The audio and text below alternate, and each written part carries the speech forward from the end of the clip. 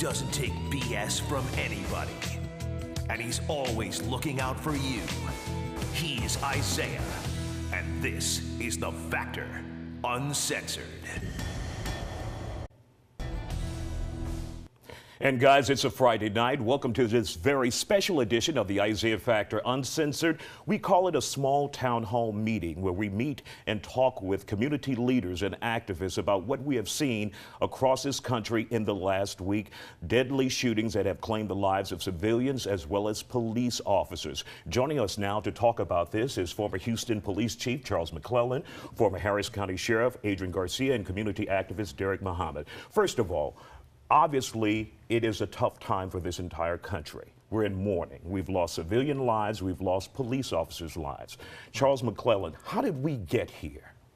Well, you know, first of all, let me say that my thoughts and prayers go out to all of those that have lost their lives or been wounded in these previous past few days and their families. But I think we've gotten here, Isiah, because we've never really resolved the true causational factors of what got us here.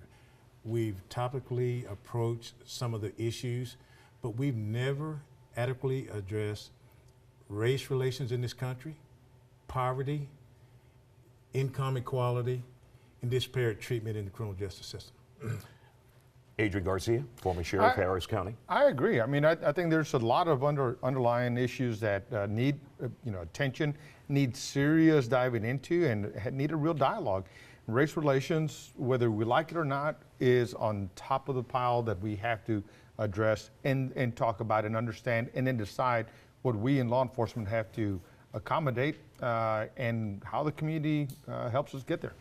Derek Muhammad, you and I had a conversation before tonight. Yes. And obviously you believe race relations is an important factor here. Absolutely. But one of the things that I have and I believe is that when police officers on the streets of Houston or any town USA, when they approach African Americans, people who don't look like them, people with black skin like mine, then they may have fear. Right. And as a result of that fear, in order to protect themselves and in fear of their life, sometimes they do knee-jerk reactions. What would be your opinion on that? I would have to say that I absolutely agree. It's something that I call fear-based policing. I believe that most police officers in this country police with their egos, and they're used to dealing with people who are afraid of them. At one time in the country, you had the fear of the police up here, and the police officers' fear of the citizens up here. And what we're seeing now is a closing of the gap. In our community, many are saying, you know what, even if we're unarmed, they're shooting us down in the street and getting paid vacations to do so. So why should we fear? Why should we be afraid? And when these police officers see protest after protest after protest, and the climate change in terms of people's purview of police officers, they themselves are afraid. And I think that's exactly what happened to Philando Castile in Minnesota. That cop was afraid. You guys have been on the front lines as officers and as a top cop, Harris County, Houston. When you hear the theory of being afraid of black people and knee-jerk reactions, what's your opinion, your thoughts on that? Well, I think it's individually based, and some of that could be true. And it doesn't mean that the police officer may be racist. I'm not saying that. But I clearly understand that some cops are. I do. I mean, I'm an African American. I haven't always been a police officer. Certainly, I've had negative encounters with police officers before I joined HPD. But it's cyclical, because in 1977, when people were throwing bricks at me out at Moody Park during the riots and burning buildings in the East End, I don't think they feared the police. After we threw Jose Campos Torres in the bayou, I think they were willing to stand up and fight the police. But here we are, almost back in the same position. I think we're at a crucial point in the history of the United States of America. It's much broader than just the police and the community. It starts at the top, with our president, Congress, all the members of government and people in leadership, to lower the rhetoric and division in this country and try to solve issues together. All right. Charles McClellan, we'll be back with you, Adrian Garcia, and of course, Donald Trump doesn't help anything. We'll be back with more Isiah Factor Uncensored after this.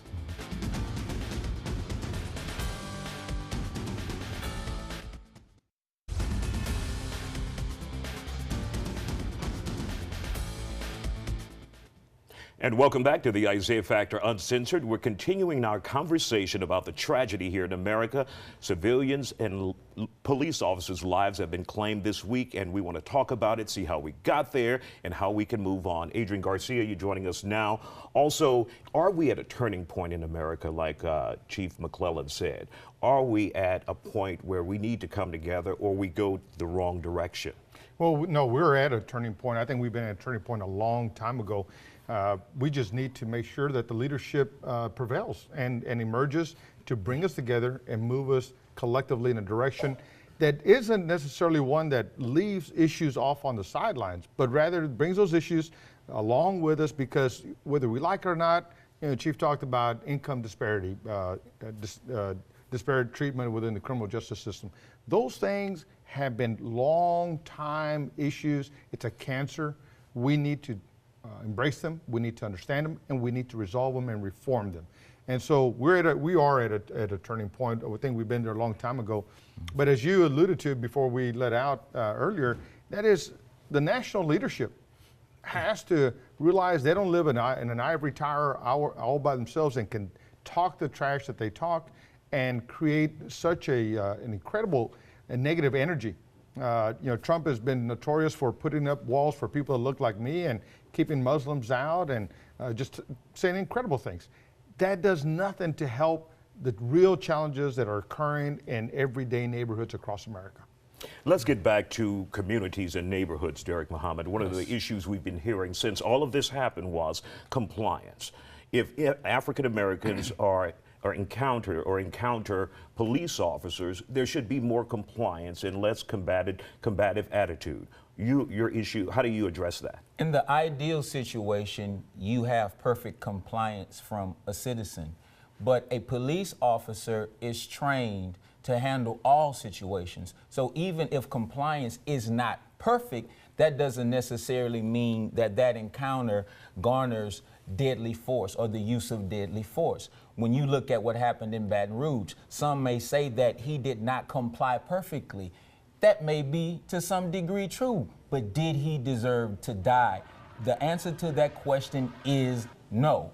And the operative word, I believe, to the solution of these problems is one that people tend to want to stay away from, and that is the term justice. You don't hear the presidential candidates talking about justice. You don't hear even the police officers and the mayors talking about justice, but at the end of the day, that is the problem. So we can address the wealth gap, we can address racial disparity, we can diversify the police departments, we can do all of that. But until police officers pay the same price for killing us that we pay for killing one another, then there will not be justice. And where there is no justice, you cannot expect peace. Thank you, Derek Muhammad, Adrian Garcia, former Chief Charles McCullough with the Houston Police Department. Thank you guys for having this conversation with us on the Isiah Factor Uncensored. When we come back, we'll continue this conversation. How will police officers behave or adjust on the streets of Harris County, Montgomery County? We'll talk about that in just a moment. Stay with us.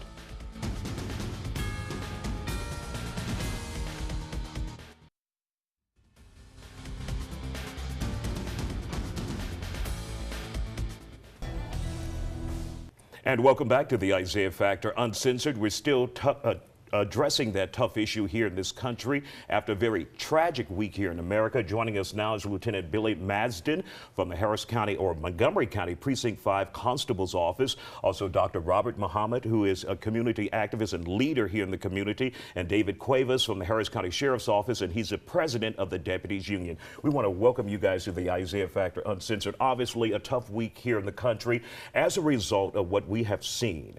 5 police officers shot and killed in Dallas. How do you adjust what you do on the streets of Montgomery County? Just continue to be safe. I mean, you continue to train, you continue to look for any kind of, danger. I mean, this just kind of enhances, every officer out there to be more safe. I mean, every day you just don't know if that's going to be the day. It was a peaceful protest, and then in a blink of an eye, it turned violent. it's sad what everything has come to. You know, the disrespect towards law enforcement. Law enforcement used to be such a reputable profession. Now it's kind of looked down upon. You know, I've been doing this for almost 28 years, and I've never seen it this bad. Dr. Robert Muhammad, why do you think they've lost that respect, that nobility that police officers and law enforcement used to have on the streets of America? Because we have two different worldviews, and I respect what the lieutenant has said, and I respect what the sheriff's deputy will say, but we have two different worldviews because we're affected differently by law enforcement. For us, law enforcement began as the slave catchers, and then they were those who kept us on the plantation during sharecropping. They were those who enforced Jim Crow. They were those who were part of COINTELPRO, part of the war on drugs, and now the war on gangs, and now we've been militarized since 9/11. Now they're so militarized, we're almost living in a police state, and the people are in a state of fear. But the real problem is that who benefits from the community and the police fighting right now? And one day we're gonna have to sit down and have a serious discussion, community and police, a serious, sober, sane discussion, and then say, who is benefiting from both of us fighting? Let us step back for a moment and see who the real beneficiaries of this chaos is. David, does that concern you when you hear Dr. Robert Muhammad say police state, militarized, and a lack of trust for law enforcement?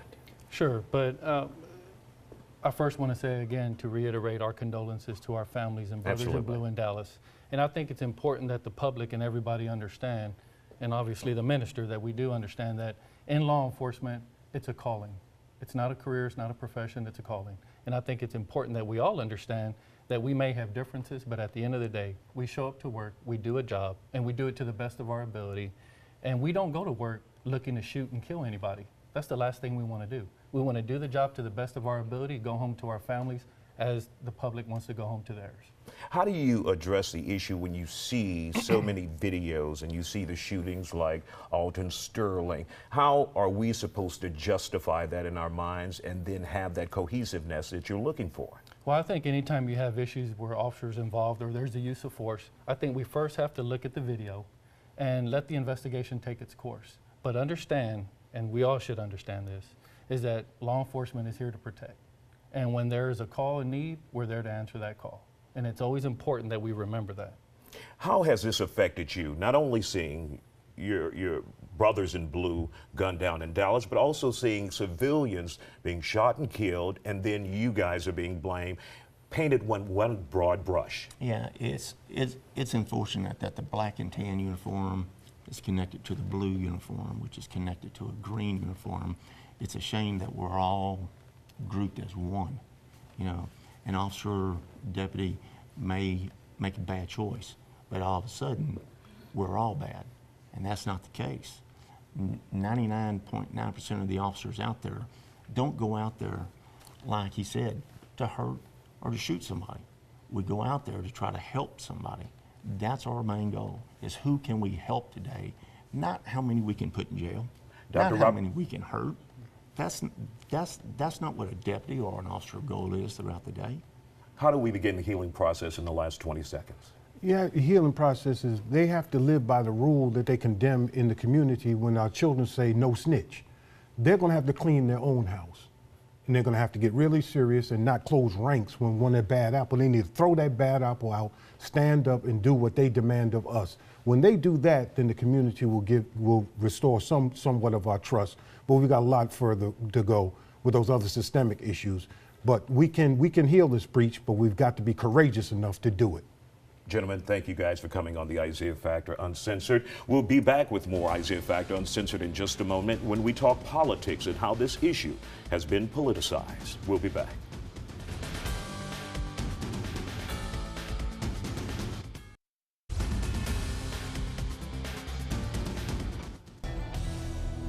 Welcome back to the Isiah Factor Uncensored. We're continuing our conversation talking about a very tragic week in America where 5 police officers lost their lives, 2 civilians, and we're talking about now how it has been politicized. Joining us now, Kathleen McKinley, also Carmen Rowe. Now, this has been very active on social media, very active on Twitter. There have been several issues. President Barack Obama, I woke up at like 3 or 4 in the morning and saw a press conference. I'm like, okay, this must be serious. Now, he says he's coming back to the United States next week and visiting Dallas. Is that soon enough? What do you think, Kathleen? Well, certainly. I mean, he was across the sea, so I understand that. I think that he'll probably address it as well as I think all our leaders have yesterday and today. I've been proud of them. Harry Reid, Nancy Pelosi, even them, Ted Cruz, everybody, even Trump, managed to say nice, good things that bring us together. So I'm sure President Obama will as well. One of the issues that we've heard, Carmen Rowe, is should he call this a hate crime involving the 5 police officers in Dallas? Your opinion on that? You know, hate crimes are characterized as hate crimes for the purpose of educating people and making sure that we prevent that type of crime in the future. I think that it's a slippery slope. So if we're going to call this a hate crime as regards the officer shooting, or excuse me, the shooting of the officers in Dallas, you know, race has played a role in the shootings that have happened in Minnesota and across this country. And so I don't think we're willing to go down that road and call all of those hate crimes. But I think there's no question that race has played a role.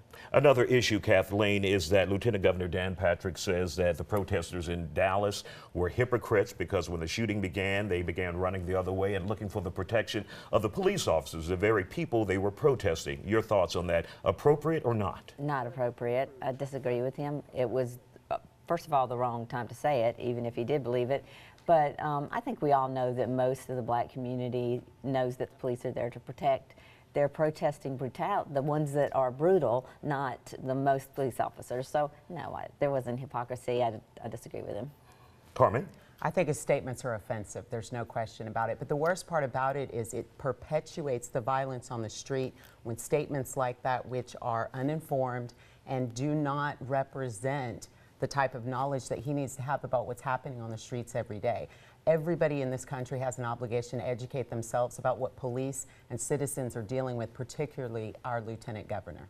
Another major headline that we saw as a result of the civilian shootings was Governor Mark Dayton from Minnesota, and he says Philando Castile's case. In that case, he says, if this would have happened, if he were white, or if those passengers were white, they would still be alive today. Kathleen? I think that I agree with him, and I think that we also, that is a part of having a conversation on race that we need to have, because I don't think we really face what the truth is about perceptions, about criminality, about over-incarceration, over-policing, over-law. I think this conversation needs to be had, and I don't disagree with him either. 10 seconds, Carmen. I think it's a courageous statement. I think Hillary Clinton had it right. I think that this is a situation where we need national standards on force and deadly force so that we apply it the same to everyone across the board. No question. Carmen Rowe, Kathleen McKinley, thank you guys for contributing as usual to the Isiah Factor Uncensored. And we will be back with more Isiah Factor Uncensored in just a moment. We'll tell you what entertainers are saying about this tragic week in America.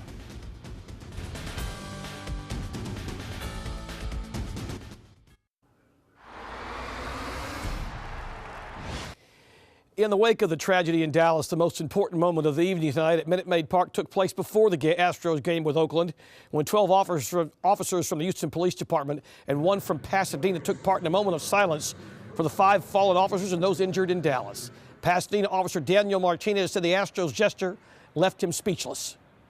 Moving with all the events that were going on, the loss of our brothers from up north, to know that the city of Houston and the surrounding area support us, it's very uplifting. We do a tough job, and seeing all the support speaks volumes for everybody in this area. How special was it for the Astros to reach out to you guys? Speechless. That was very moving. Seeing stuff around and knowing that the Astros themselves support us as well. You can't, it's just speechless. We wanted to do something tonight, obviously, to show solidarity with, Dallas Police Department. Obviously, police are such a big part of all our lives and keeping us safe, and just let Texas and the world know that we back the blue. As we mentioned, the Astros get Oakland tonight at Minute Maid Park with the A's leading 3-0 in the fourth. Carlos Correa smacks a two-run homer off of Daniel Mingden from Westside High School, and Texas A&M and the Astros down 3-2. In the fifth, Marwin Gonzalez singles the center, getting Jake Marisnick home as the Astros about to put up a 4-spot.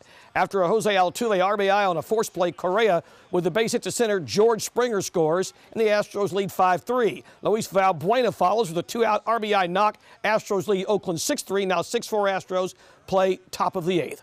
Toronto outfielder Michael Saunders came in first with George Springer finishing second in the American League final vote for the last spot on the All-Star team. Saunders had 17.7 million votes. No word on how many Springer got, but it was a bunch. George clearly moved by the outpouring of support he received from Astros fans everywhere. It's awesome, for all the fans, for everybody who voted for me. Thank you. I can't say that thank you enough. It means a lot. It shows that this city can get behind its athletes, and I appreciate all the support. I'm proud of our fans and fans around baseball to get as many votes for George as we could. I mean, he was definitely worthy of the consideration. I wish he was going. MLS Soccer, the Dynamo playing in Orlando tonight. Giles Barnes almost gives the Dynamo the lead in the 89th minute, but his shot bangs off the post and the game finishes in a scoreless tie. The Rockets open Summer League play against Atlanta in Las Vegas, and second-year forward Sam Decker, who missed almost all of last season because of a back injury, was awesome. He led all scorers with 18 and was 6 of 9 from the field. The Hawks did win it, 83-78. That'll do it. I'm Mark Berman, Fox 26 Sports.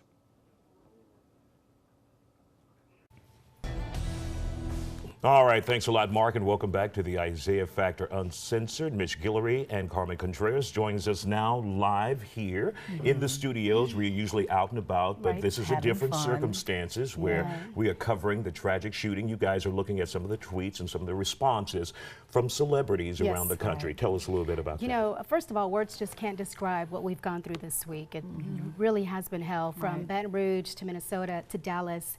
And comedian Kevin Hart tweeted, "Peace is the message. An eye for an eye leaves everybody blind."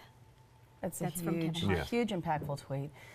We've got other people like Beyonce. She dedicated her entire website to sending out a message, and she wanted people to just go move into some kind of action, so she sent people to a link to look up where their Congress people were located. They shut that site down. It crashed because so many people were moved into action. So with Beyonce, you know, she's controversial. Even with her formation video, she had a young little boy dressed like Trayvon Martin dancing in front of a line of police officers, all with their hands up and surrendered to this little African-American boy. So she's been controversial. She's been talking about this, and then here we are in the middle of this crisis. It shows the power a celebrity can have if they use their voice. And she used hers, and she crashed a website doing it. Yeah, and she's been using her voice since Super Bowl with Formation, when she performed Formation during Super Bowl. So we also have Jesse Williams, actor and activist Jesse Williams. Well, Jesse Williams got it started about a week and a half ago on the BET Awards with his statement. And then he put more tweets up, and they were so controversial. People are calling for the Grey's Anatomy actor to be fired. There's a petition out there, 5,000 signatures deep, but Miss Shonda Rhimes put an end to that. She said, absolutely not. Shonda Land rules. There's a hashtag for that. And she says, we are not getting rid of Jesse. Now, did these most recent tweets come after the civilian shootings? They were after the civilian shootings, and so he actually challenged people to justify why would you shoot an innocent person in cold blood. And he says, I dare you to give me a response. And since he didn't get one, he taunted them again. And people are calling for him to be fired from the show, but Shonda has definitively said, no firing. We're not getting rid of him. Got it. Yeah. What else do we have, Carmen? Justin Timberlake tweeted he couldn't even sleep when everything was happening. He said hashtag Alton Sterling, and then with this video, hashtag Philando Castile being brutally killed. This must stop, and it needs to stop. It's the definitive statement. This really does have to stop, and it's painful to see people like Justin Timberlake say, I can't sleep because of this. And then we've got Serena Williams. She's all the way in London being impacted by what's going on in her home state, states and territories. She's just, I have to be overseas and watch this happening here. So they're devastated. We have about 20 seconds. You wanted to get to Mark Cuban real quick because he is in Dallas. Tell us about that. Well, he says that he's mourning the lives of those who are lost, but he's saying Dallas strong. You know, that representing the Mavericks and even Shark Tank, Mark Cuban is saying, we're strong here. And he's trying to support his community. So we have to give him credit for that. But our condolences go out to those entire communities. Absolutely. Absolutely, yeah. Yes. Mish, Carmen, thank you guys. We'll see you back here next week. We'll be back with more Isiah Factor Uncensored in just a moment. We're talking with some kids from Anahuac, some positive good news in just a moment.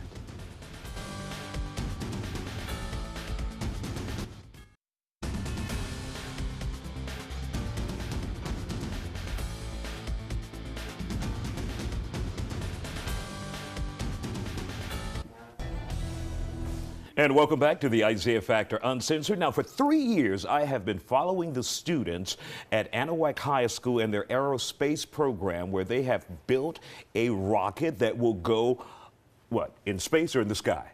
It goes in space. All right. Okay, Kirk Moore, you're Yes, the sir. instructor there, also coach at Anahuac High School. Tell us a little bit about this program and how proud you are of these students here. Well, to let you know that these students have done something very special. There's only 5 schools in the United States that have actually completed what they've done, and that is to actually leave the rail from White Sands Missile Range in New Mexico. And you know, it's been a work of passion for these kids. They've spent countless hours working on it to try to attempt this, and it's been really nice to see them grow. As they've grown, they've been able to solve problems, to learn how to speak to people, how to communicate to diverse groups, to diverse workforce areas. And that's really the important thing we're trying to get out of these, you know, for these kids to do. And on top of getting to go someplace to where most people don't get to go. You know, when you go to White Sands Missile Range, it's a secured facility that you have to have clearances to go into. And we got to go hang out where Robert Goddard and Warner von Braun and the Paperclip Group and all those V2s were launched after the war to get us into space. And these kids had a chance to try to attempt to go to space themselves. So you must be really proud. We want to thank you guys for coming on the Isiah Factor and give yourselves a round of applause. Congratulations for a great job. We want to thank you guys, and we want to thank you for joining us tonight, and we want to remind you to pray for the families, all of the victims across the country in this very tragic and dark week in America. Good night. This newscast brought to you by Carpet Giant.